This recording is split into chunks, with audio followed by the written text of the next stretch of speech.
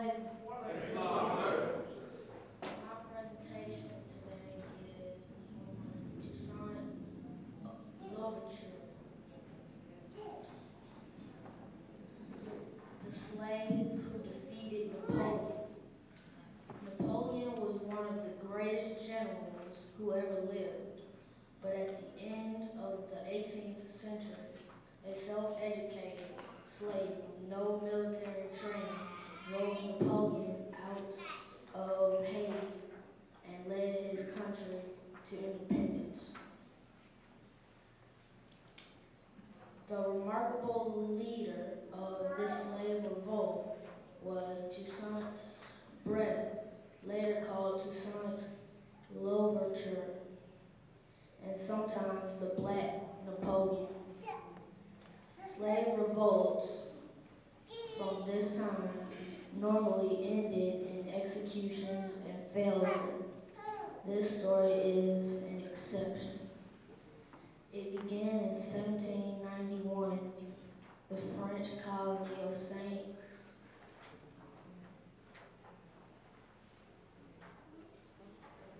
Dominique, later Haiti. Though born a slave in Saint Dominique, Toussaint learned of Africa from his father, who had been born a free man there. He learned that he was more than a slave. He was a man who had brains and dignity. He was fortunate in having a liberal master who had him trained as a house servant and allowed him to learn to read and write. Toussaint took full advantage of this, reading every book he could get his hands on. He particularly admired the writings of the French Enlightenment philosophers who spoke of individual rights and equality. In 1789, the French Revolution rocked France. The sugar plantations of Saint Dominique, though far away, were never to be the same.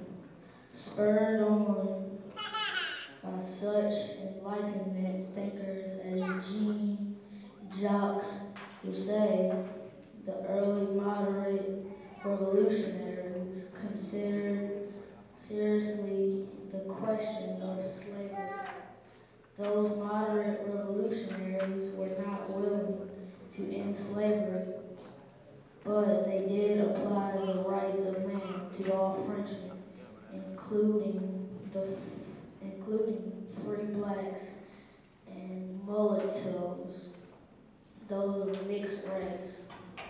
Plantation owners in the colonies were furious and fought the measure. Finally, the revolutionaries gave in and retracted the measure in 1791. The news of this betrayal triggered mass slave revolts in Saint Dominique, and Toussaint became the leader of the slave rebellion.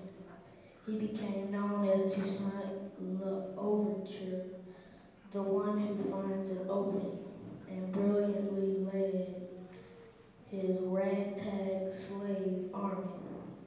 He successfully fought the French, who held by succumbing to yellow fever in large numbers, as well as invading Spanish and British.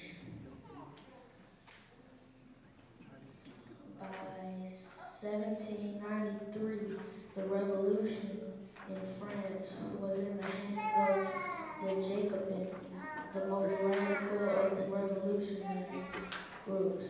This group, led by Maximilien Robespierre, was responsible for the Reign of Terror, a campaign to rid France of enemies of the revolution. Though the Jacobins brought indiscriminate death to France, there were also idealists who wanted to take the revolution as far as it could go. So they again considered the issue of voted to end slavery in the French colonies, including what was known as Haiti. There was jubilation among the blacks in Haiti, and Toussaint agreed to help the French army eject the British and Spanish. Toussaint proved to be a brilliant general, winning 7 battles in 7 days. He became a defected governor of the colony. In France, the Jacobins lost power. People finally tired of blood flowing in the streets and sent Maximilien Robespierre, the leader of the Jacobins, to the guillotine, ending the reign of terror. A reaction set in. The French people wanted to get back to business. More moderate leaders came and went, eventually replaced by Napoleon, who ruled France with dictatorial powers. He responded to the pleas of the plantation owners by restating slavery in the French colonies, once again plunging Haiti into war. By 1803, Napoleon was ready to get Haiti off his back. He and Toussaint agreed to terms of peace. Napoleon agreed to recognize Haitian independence, and Toussaint agreed to retire from public life. A few months later, the French invited Toussaint to come to a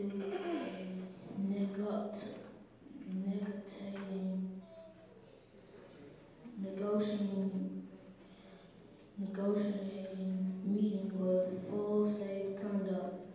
When he arrived, the French, at Napoleon's order, betrayed the safe conduct and arrested him, putting him on a ship headed for France. Napoleon ordered that Toussaint be placed in a prison dungeon in the mountains and murdered by means of cold, starvation, and neglect. Toussaint died in prison, but others carried on the fight for freedom. 6 months later, Napoleon decided to give up his possessions in the New World. He was busy in Europe, and these faraway possessions were more trouble than they were worth.